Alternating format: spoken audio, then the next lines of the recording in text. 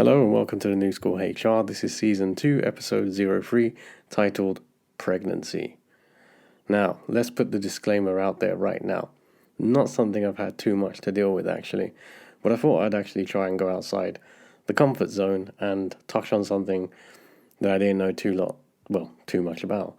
The other reason being is that given the situation the world is in as we look at January 2021, there is a hell of a lot of #lockdown babies. So let's see how it goes.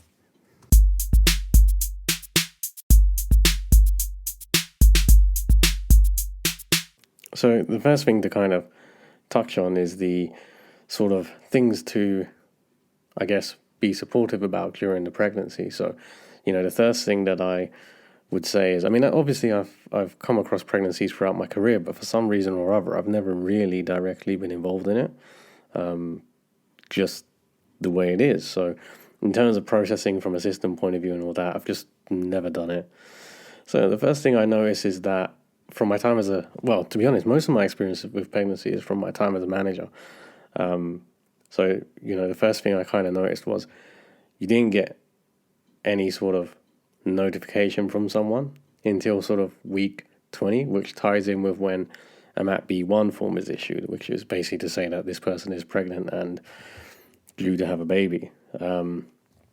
I've had people tell me sort of at week 12 when they've had their 12-week scan, but the reality is until you get a MAP B1 form, most people might choose not to tell you.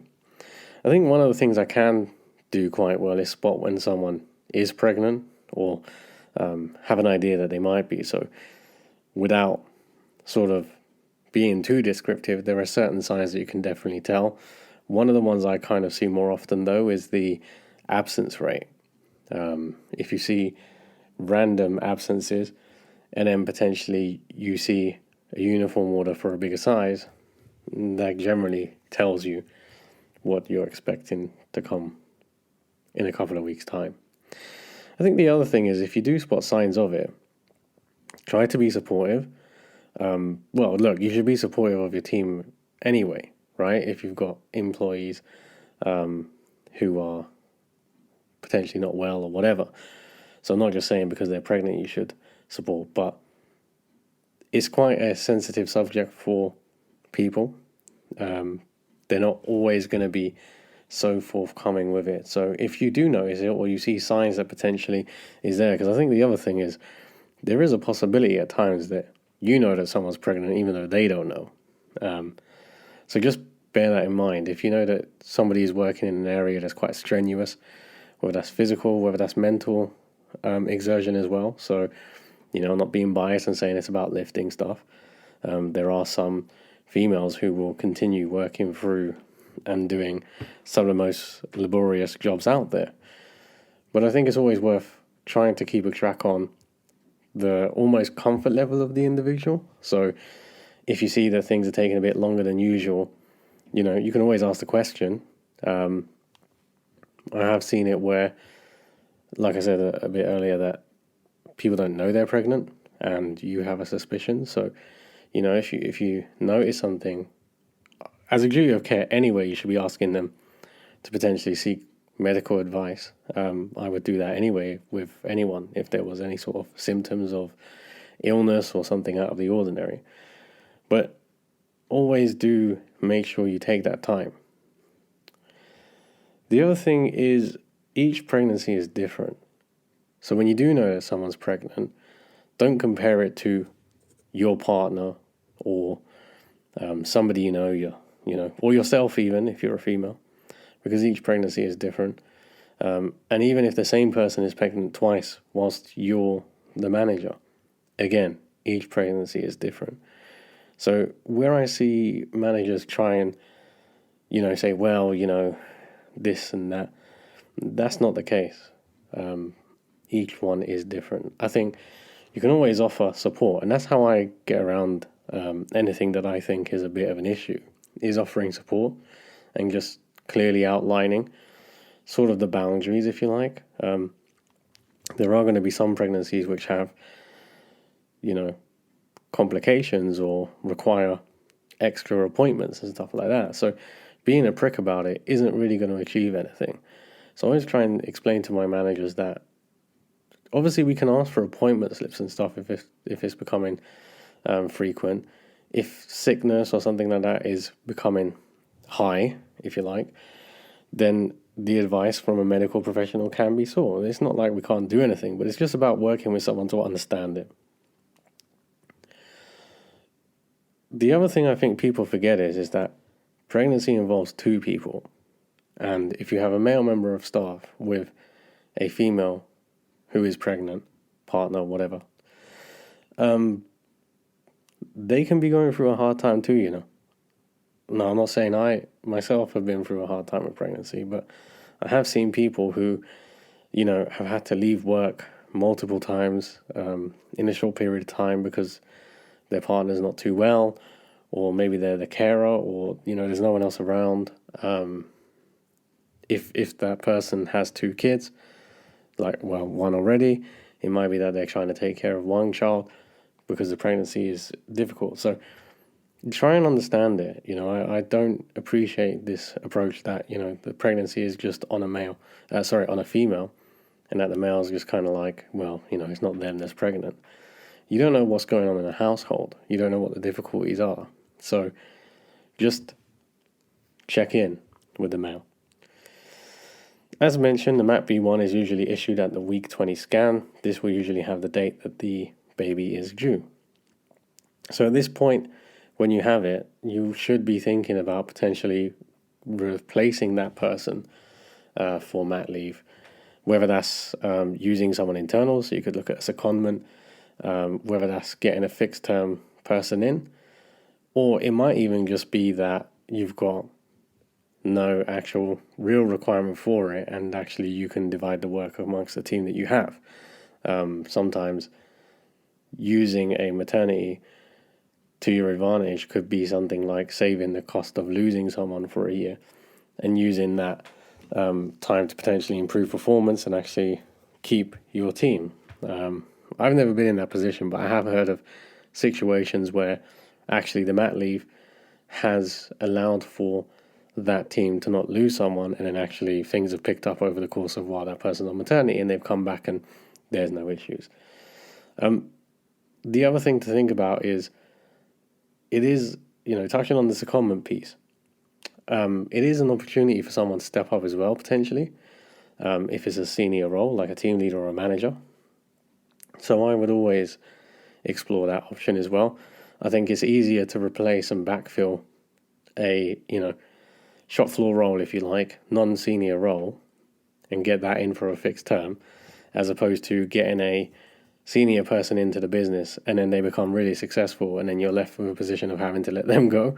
I've seen that many times.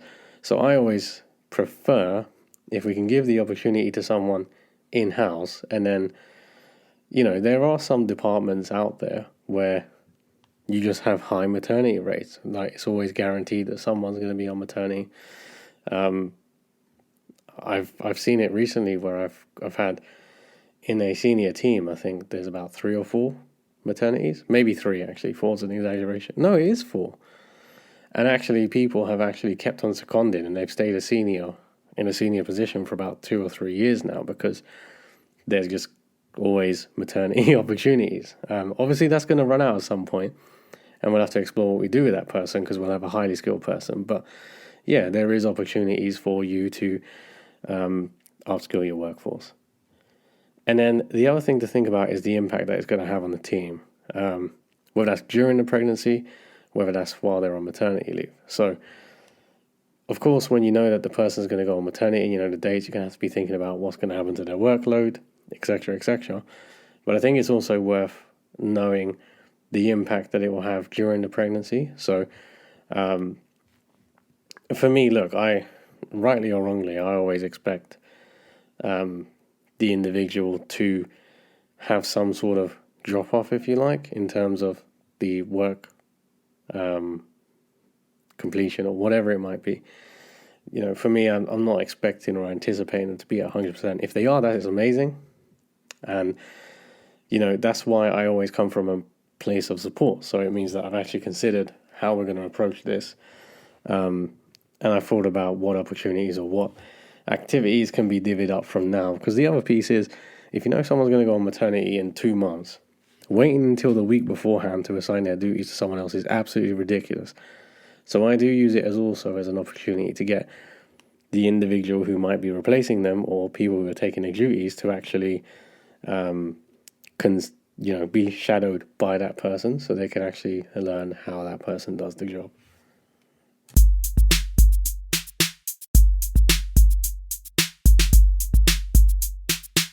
I realized we didn't do the check-in of what the podcast is sponsored by.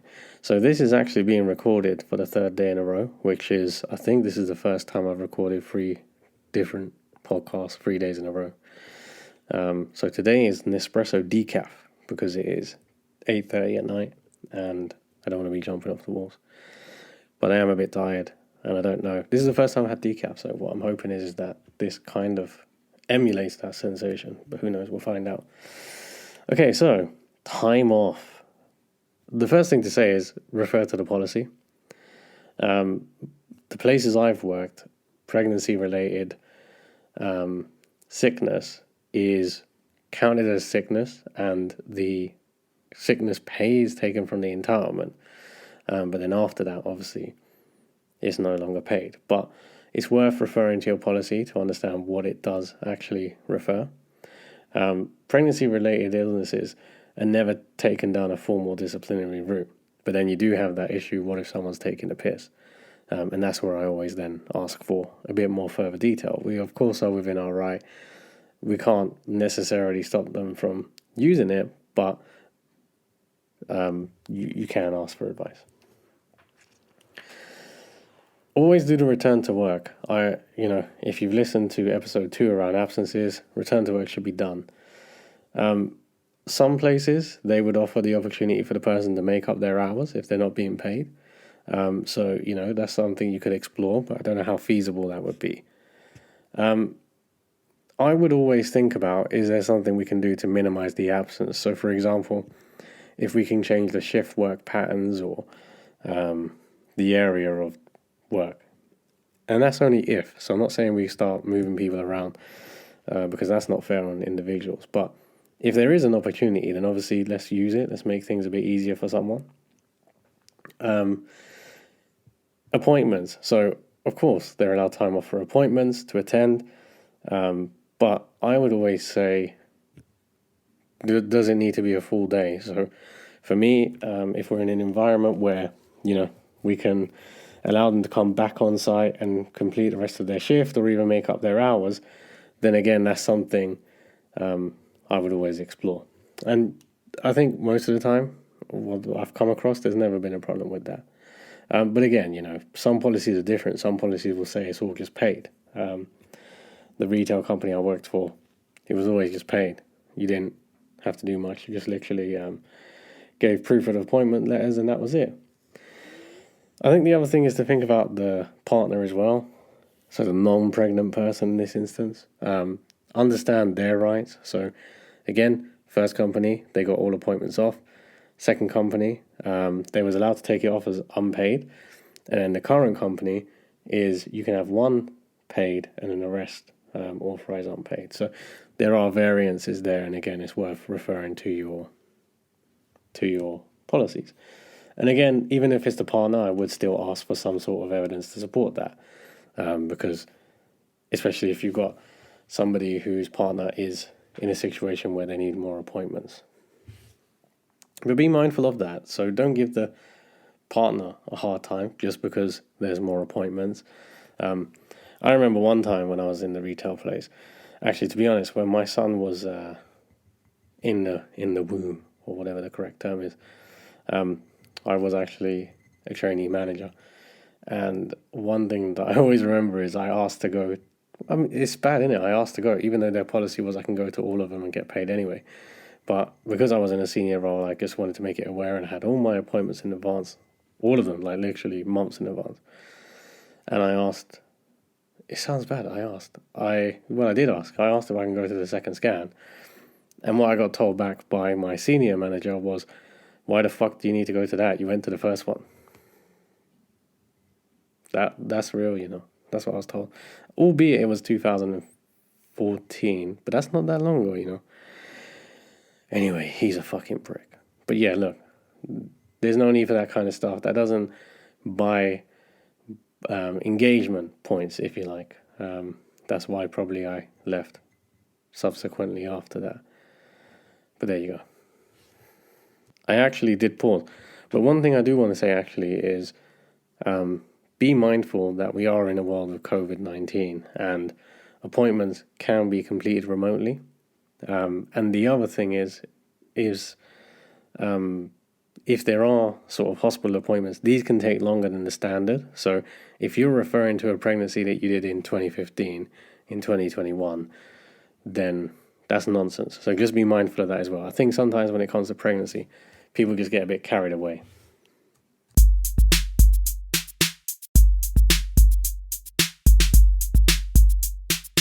Okay, so the next thing to think about is the risk assessments.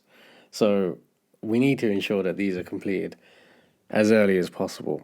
So obviously if you don't know, then you can't really complete one. But as soon as you know, I would say book that shit in. Most places I've worked with, they have been completed by a health and safety professional, if you like.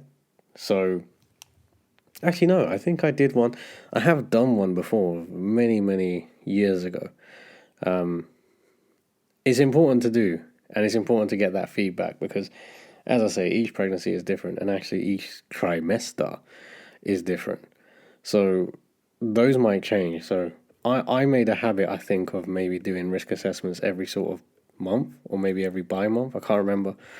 But I did used to keep doing them just in case situations changed. And it just shows to the employee that you're being flexible about the whole thing. Situation changes, you know. I've seen different size stomachs. I don't know what the correct term is, you know, but I've seen different size ones, and you know, there are some where you can just see it's not even practical for the person to. I'm not even allowed to laugh, am I? But it's not even practical for the person to do the activity they did. So, for example, in the retail environment, I've seen laborious works involving lifting crates of shopping or fruit or whatever it might be. And the reality is, the individual who is pregnant can't even get their arms to the thing. So leaving them there from like month 6 to month 8 or whenever they go on maternity is absolutely fucking stupid. Let's keep it real. Likewise, you can get some office roles where sitting down for prolonged periods of time is not good for the individual. So you want to ensure that the risk assessment covers the fact that they maybe need to take a 5-minute walk every now and then. So it's not just about physicality, it's also about actually making sure that necessary breaks are there, the blood circulation, you know, comfort. I mean, I sound like I'm being a pushover, but it's not. The reality is that you want to support this person during their time of pregnancy. I think the other thing is to understand what is being said. Yeah, so I think especially for us males who maybe have been managers or in HR, we've not been pregnant, so we don't really know what they go through.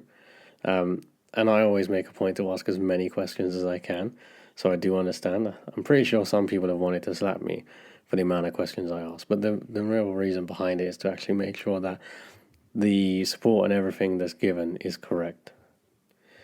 Obviously, we're in a situation where home working is a real thing now. And how do you do a risk assessment at home? How do you know that the chair is appropriate? So a lot of companies, I think, now are starting to offer equipment anyway. So you might get around that by being able to do that. But what we have to be mindful of is not everyone lives in a house with a kitchen or a home office that can sit an IT type chair from an office. So that's where things like the breaks and stuff like that come into it, because you have to remember, in the workplace, you have the environment there and you can actually manage the environment. Whereas at home, you can't necessarily. I mean, even if you want to offer to pay for a chair for them, you can't guarantee that that individual will have the actual house space for it. I mean, recently, non-related to pregnancy, but we've sent individuals to work from home. And we've had feedback that, there are people who live in one bed accommodation in a house share, and actually, having a desktop computer, they can't set it up. So the same thing can apply for maternity. You can have all the best will in the world, but it might not actually be practical. The other thing is, if they're working from home, make sure they are actually keeping to their contract. Because I think the home working thing, right? I mean, I'd be replying to emails even at 10 o'clock at night and stuff sometimes, logging in at 6 a.m. or whatever. And I'm pretty sure there are pregnant people that are doing that also, if not doing more than that. So I think we need to be mindful of that, they have their core hours and that they are sticking to it, making sure that they're taking breaks, simple things like dropping a message to just say, have you had your break yet? What time are you going for break? Just to trigger that conversation thought process. But if you don't, then that's a bit of a lack of duty of care for me. So back into the workplace, I think the things to look at is, the local work area. So what kind of equipment is used to do the role? And is there any changes to that equipment that can be done? That could be desks, that could be handheld devices. It can be all kind of things, but just making sure we know that. The temperature of the area. So is it in a warm area, a cold area? And will that have an impact due to the change in hormones? Yes, I understand what that means. I have sat there with female members of my team just literally sweating it out. And, we've got the aircon on and everything. Access to break areas, is it easy for them to, stop and take a 5-minute break? Again, that is quite important too, to make sure that we're able to facilitate them to do that. And then the other one is toilets. Not being crude or anything, but, if you've got a 7-month baby kicking down on your bladder, you might not be able to make it to a toilet that is like a 7-minute walk away. So think about these kind of things. It's about making life easy. The other thing is assessing the activity that they actually do. I kind of covered this in the first bit actually, so I won't cover that again. But just making sure that you actually note down what it is they do and actually assessing what risk there might be. The last thing you want is to have somebody have a serious incident because you've left them pushing crates of like 17 packs of 5-kilo potatoes. That's just stupid. But it does happen. This is my point. It does happen. Not necessarily the incident bit, but the ones who, are left to it. And then the other thing is to think about the change of hours, whether that's a change in the shift patterns, whether that's a reduction potentially. Some people openly come and tell you what they think they need to do in terms of their hours or location. You can always see if that is feasible, but explore that. I mean, I have seen it where individuals have changed their shift patterns completely. But I think the thing that goes amiss is that you need to make sure it's categorically clear that these are only in place just for the pregnancy. So this isn't a flexible work-in. This isn't a permanent change. This is just literally to support you. And I would ensure that that is followed up by some sort of written letter so that when that person comes back from maternity, they clearly understand the expectation is that they return to their pre-changed agreement, if you like. Now, I know there's going to be some feedback about, well, if they've done it for 12 weeks, that's why we do it in writing, and that's why I would get them to sign to say that they understand it. Okay?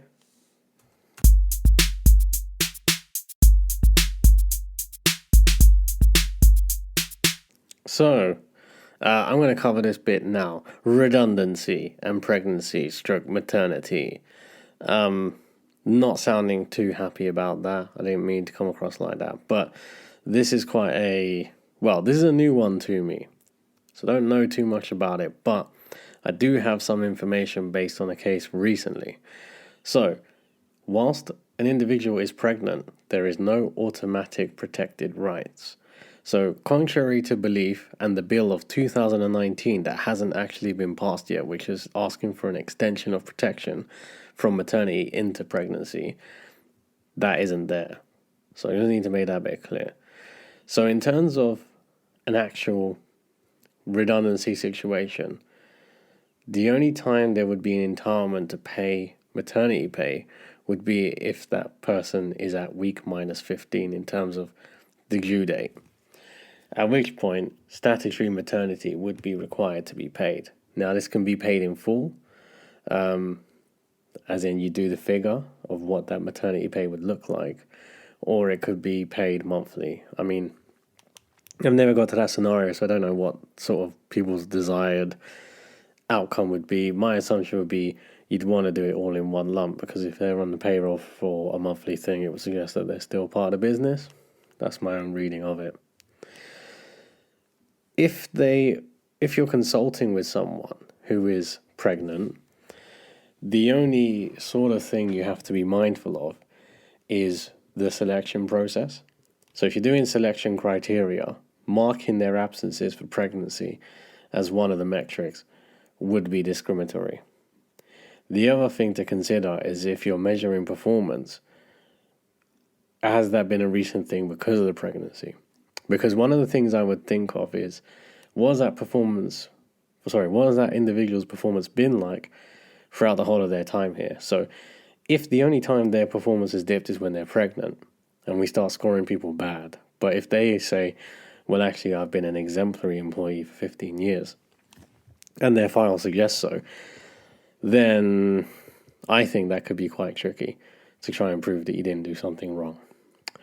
The other thing is, if you're doing an interview process, and actually this is for any role as well, this isn't just in terms of redundancy, but if you're doing an interview process, then not hiring them because they're pregnant, or not being able to demonstrate that you didn't hire them because they were pregnant, is also discriminatory. Now, I've not been in this situation, but I have actually had a senior role being advertised outside of a redundancy process that was offered to a pregnant lady. So we knew she was going to go on maternity, but actually she just was the right person in terms of behaviors and the skills to do the job, so we still offered it to her. So someone who's on maternity, this is, again, outside of the topic of redundancy, but I think it's worth mentioning. If somebody is on maternity, they should still be able to apply for a role. They shouldn't have roles not being brought to their attention if it's suitable. Again, discriminatory. If the individual is on maternity when you start a redundancy situation, then there is a requirement for the employer to source a job near to the job description. So that means if they're in a pool, and their job is actually, say there's a pool of 10 people and there's only 5 jobs, the expectation is that they would actually secure one of those jobs or be offered one of those jobs. This job should be in the same or local location. So I did have one in my previous workplace where we was disbanding in a team and redeploying that team across 3 different sites. And automatically they had the choice of 2. So I actually did put them in the consultation process purely because of the fact that I didn't want to dictate where they go to. And they actually went to ACAS thinking I was going to make them redundant. And ACAS actually came back to us and said, no, this individual should actually have the choice. They were going to anyway. We'd already factored that in. I guess they didn't quite understand when I said the reason you're in here is because actually we're applying the same process to give you the opportunity. Now, I didn't actually believe that the distance of these sites were actually reasonable. That was another reason why I put her in the process, so that if she wanted to exit, she would have obviously got her redundancy package. The other thing about the role is that it should be the same pay or, minimum impact. So that's another thing to consider. So I always make sure that if we're consulting, that the maternity person is also made aware and that they are actually spoken to at each time. They have access to any representatives or anything like that, and they are fully, they get the same message and everything, irrespective of whether or not there's a job there. Of course, when you do the process itself, it's, the reality is you don't know. You might have different roles as well, and they may wish to explore something different. That is what I'm going to say on that.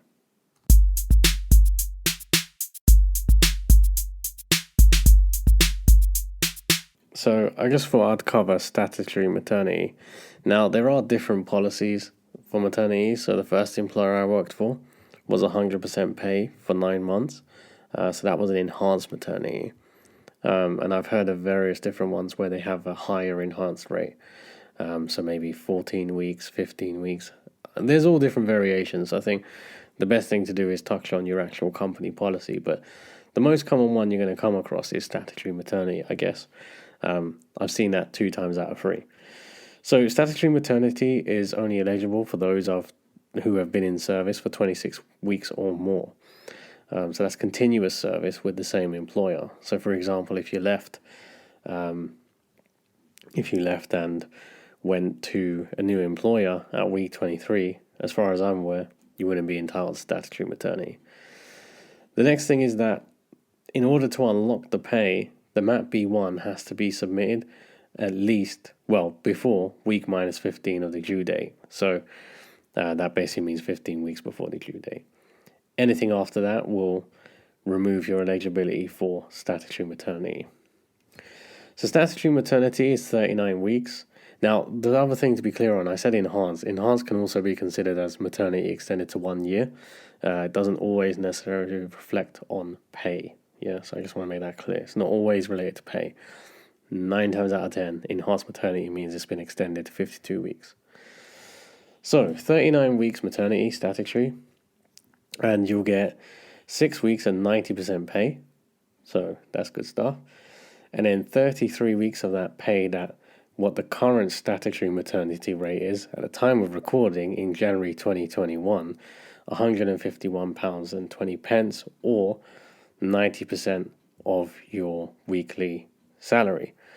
And this is based on whichever number is the lower. So for most people, you're going to get 151. If you're part-time though, however, you could get less than that. But I guess ultimately, if you look at somebody earning 25k a year, reducing to £151 a week is a significant drop as opposed to maybe someone who is earning less as a part-timer, and potentially 90% might be £130 a week. So, it varies. But at the end of the day, look, it's one of those things. Individuals have a choice to make, I guess, when it comes to conception. So this pay kicks in when the maternity kicks in. So you can't have other payments. So that means holiday entitlement cannot be used during the statutory maternity. As mentioned, maternity can be up to 52 weeks. But the thing to be mindful of is that statutory maternity, you'll get no payment after the 39 weeks. So that really depends on the person's situation.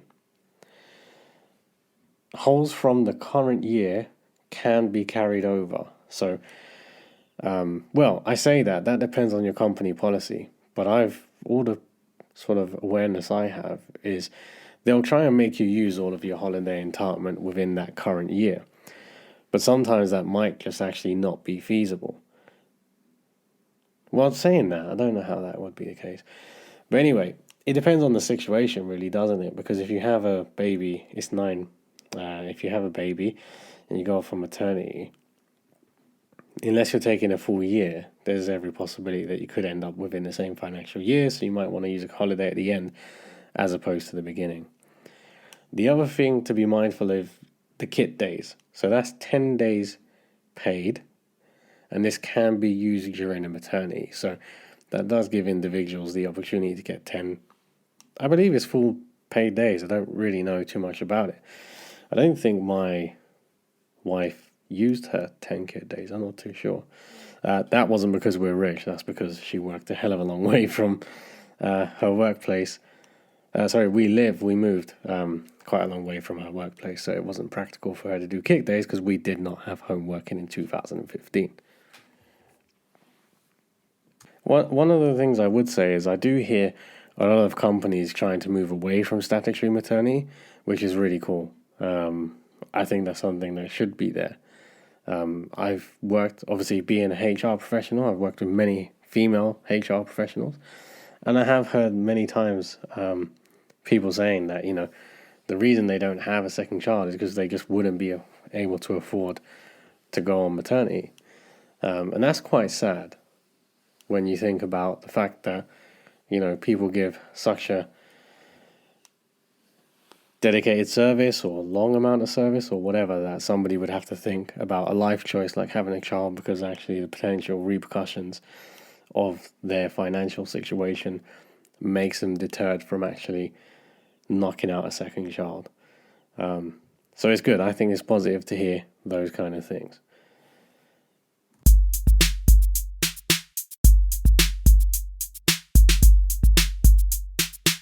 Okay, so the next thing to touch on is statutory paternity. So, statutory paternity is basically, again, similar, well, the same eligibility unlock. So that is, must be employed for 26 weeks by the same employer at week minus 15 of the due date of the baby. And again, the request must be submitted by week minus 15. Now, that doesn't mean you have to give the exact date, but the request for it should be there. You will have to prove that you are with the partner by having them at B1 form. So it doesn't actually say the person's name on there, but they should have them at B1 form of the partner. And that's how you unlock it. So this is 2 weeks at 151.20, again, at the time of recording in January 2021. This must be, you must give 28 days notice of the planned date. So, again, I don't know, actually. I'm thinking about mine. My paternity was planned, but I do hear of people saying that they want to take their paternity to start from now. So there is this is really bad considering that I have a child myself. There is a threshold, so it has to be taken within a certain time frame, but it can be taken any time within that frame. And I think, should we just let's do it. This is the first time I'm doing it. I'm doing a Google search or a gov.uk paternity. Right, let's see.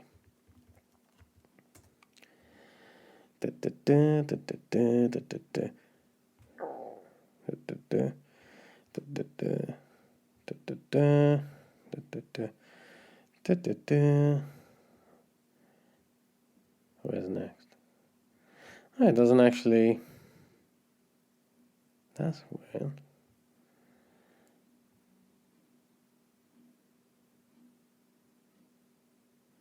Huh? Right, so how to claim.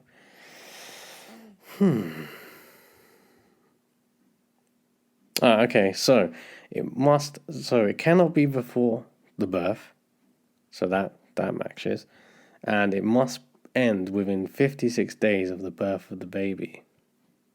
You must give your employers 28 days notice if you want to change your start date.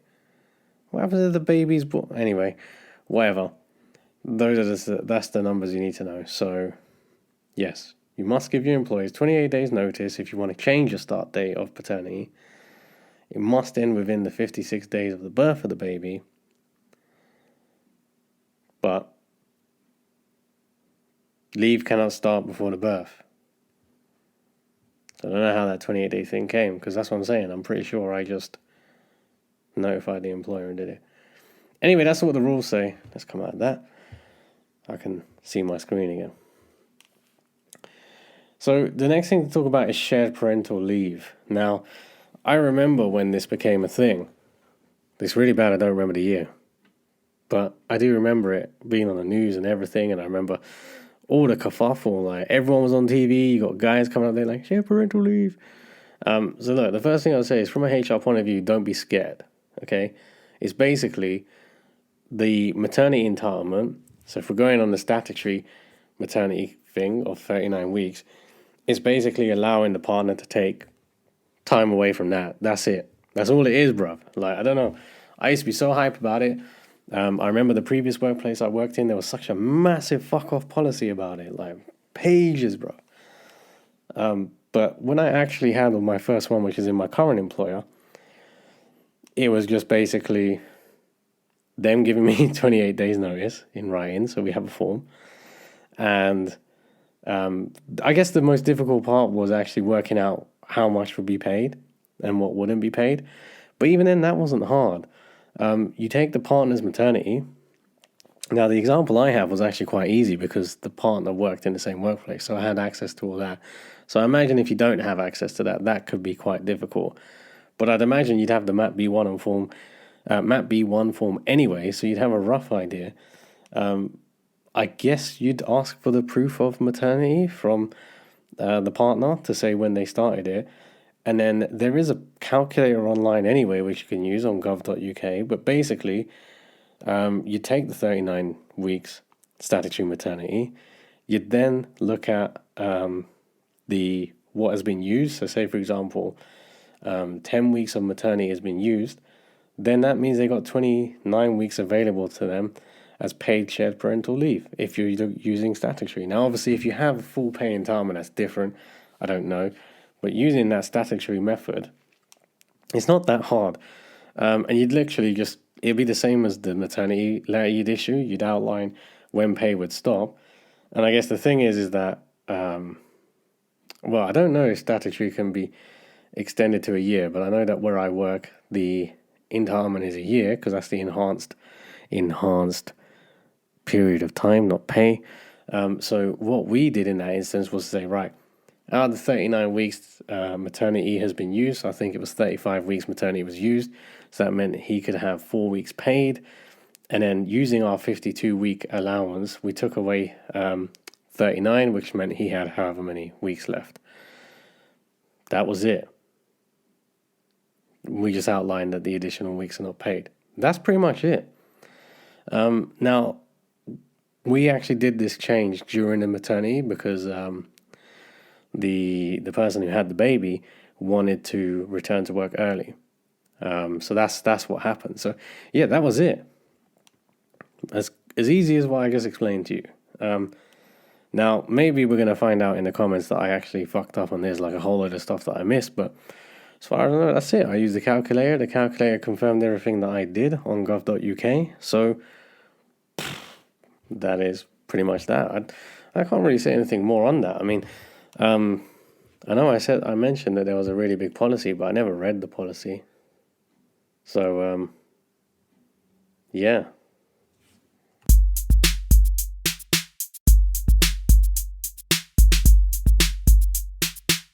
So the last thing to touch on is the return to work from maternity. So I think sometimes we don't appreciate how difficult it can be for someone to be away, living a completely different lifestyle to what they were living prior to giving birth, and then coming back into a workplace that, you know, for all you know, could be completely revamped, new systems, new ways of working, new management, new leadership, etc., etc. And I think these are all things that need to be considered. I see, well, I'll be honest, I've had places where managers have taken over a business and not even bothered to contact the person who's on maternity. And, you know, person on maternity don't even know that they have a new manager, which I think is shocking. So me, myself, I always try to ensure that we be inclusive to those who are on maternity. So sending out things like newsletters, updates, just so that they're kept in a loop. They don't have to read it. I don't put it as a thing of pressure or anything like that. It's just basically from a place of goodwill, really, to keep that engagement going. So the first thing I try and say to all my managers is use the kit days. Encourage the kit days. I don't know why managers don't. I mean, it might just be where I am. So I'm more than happy to take that as a point on me. But yeah, I always try to ensure that we use the kit days because I think those are really helpful. So that is the way that we can,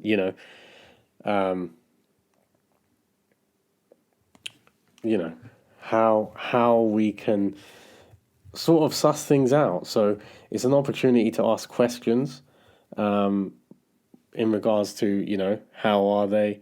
It's a chance to give them training. So if there are new systems and stuff like that, then we can give them that training as a.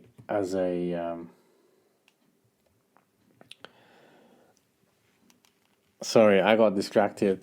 I'm in a group chat and my brother just messaged me something. I'm gonna have to pause this here. Okay, I'm back. I sent a controversial meme, however we say it, in a group chat, and it didn't go down too well. It was in a family group chat, and my brother was like, "Are you the one in HR?" And then subsequently, then told me that my cousin who responded is also in HR, and said that I wasn't setting a good example. But there we go. That's a little bit of insight into how I operate, I guess. So, yeah, I think what we need to think about is those kit days used for things like training, meeting people, because, there might be new teammates and stuff like that. And you want to be able to help them embed. And I think there's also the opportunity for them to ask questions about things and, get to, doing a full shift, if you like, on the department as well. Because there might be stuff that isn't new, but they need to be refresher trained on as well. And it's also a chance to just review things like structure, if there's any structure changes and stuff like that. So I always enforce it. Oh, did I say enforce it? I don't enforce it. I always recommend that we do it. I think the other thing to think about is as well, it gives you the opportunity to sit down face to face with the individual, or over the telephone if we're in COVID times, to just see what they're thinking, really, what they're considering. So yeah. Now, the one thing that I have seen come, actually, it's not fair to say a lot of the time. I would say a percentage of the time, maybe 30-40% of the time. One of the things I see is a flexible working request come in. Now, if you listen to the previous episode, which was about flexible working requests, that covers all of that. But I think, look, the main thing is review it fairly, because I think there is this thing of, it's a person coming off maternity, so I must conform. That's not necessarily true. And the other part is, this is a person coming off maternity who hasn't done fuck all for 9 months, so actually I'm not going to do anything. Those are the two extremes, but these are real thought processes. So I always encourage managers to have a look. Again, if you listen to the previous episode, what we kind of look at, but it's about looking at the overall picture, and it's about seeing if you can accommodate it. I'm not in a place of not exploring options. And the other thing is, like I mentioned previously, employees will have their own idea of how things work and how things could work. So you might have to prove someone wrong as well. And if you can't, then why are we not offering a trial? So you can probably tell I'm an advocate of flexible working. I think it's the right thing to do if it works for everyone. And I think sometimes when you got individuals who are long service and things like that and have a really good skill that you don't necessarily want to lose, if there is somewhere you can flex, then I recommend that you try and do that. And remember that with a flexible working, you can always offer an alternative suggestion as well. Doesn't mean you necessarily have to do what they asked. So that's what I would say. Try not to just be in the mindset of, I must, or no, I will not. Just try and be in there with open ears. So I've always been advised that we shouldn't do this, but I do discuss childcare sort of arrangements with people, not from a place of trying to pry or anything, but just from a place of trying to understand what their situation is. I think you can probably see from my approach, I'm not the sort to just kind of antagonize or something. It's not like that at all. But sometimes I think it's a good idea to understand what sort of setup that they have. So you might find, for example, that you got individuals who have relatives or something that take care of them. It might be someone has a childminder.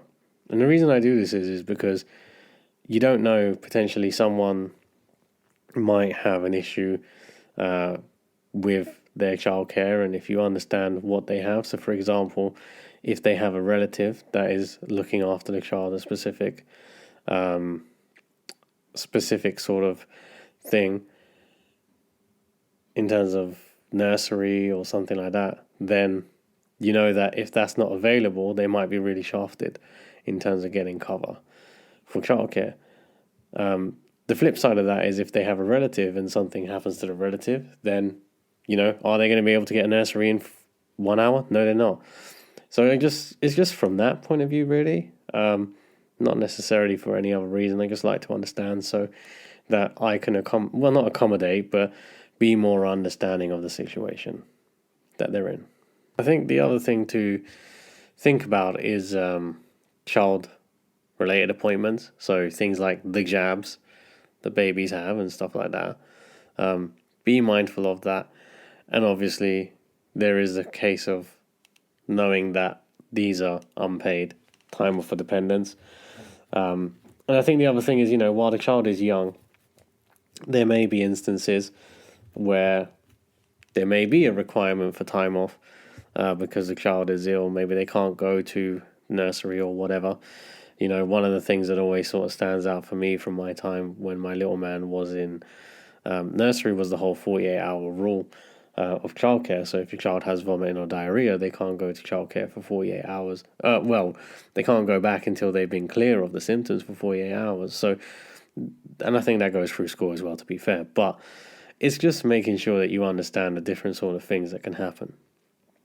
And I think the other thing to note is postnatal depression. There are people who suffer with this quite badly. And on the other side, I think this can be a male thing too, not necessarily postnatal. I don't know if that's the correct term for a male, but, there can be stress, anxiety, and things like that of having a new child. So the pregnancy itself happening doesn't mean necessarily everything else is smooth. I think you have to be mindful of the new lifestyle that people are going to have, the things they got to get used to, and it can take its toll. And I think it is about being supported. As I kind of said throughout the whole of this episode. The thing about the return to work is you want your person to come back, be engaged, be happy in the job, and you want them to be able to perform as soon as reasonably possible. And if you make that environment hard for someone, that's not going to happen. And at the end of the day, how many people have kids and how many people go back to their jobs, etc. So sometimes I feel like as managers, people forget that, people have lives, and pregnancy is usually one of the sort of moments where you realize how good or how ungood a manager is. That's what I personally think. So yeah, I think it's always worth bearing that in mind. Always trying to encourage it. Get